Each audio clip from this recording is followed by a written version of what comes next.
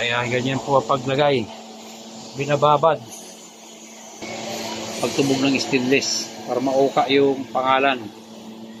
Binabalutan siya ng sticker. Ginagalaw-galaw yung chemical para ma-moss out yung kinakain niyang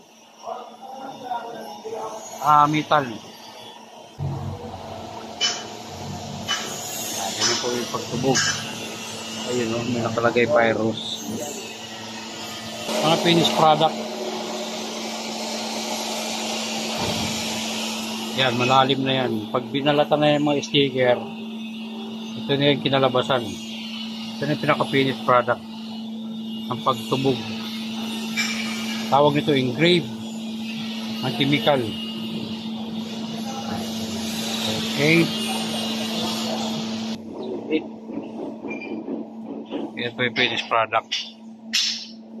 Engrave. Ayan. So, ang pinagtsatsagaan ni Boy George, okay na yan. Makababad sa chemical. Ayan po mga guys ang pagtubog ng stainless para mauka. Ito yung finished product ko, naka-airlines.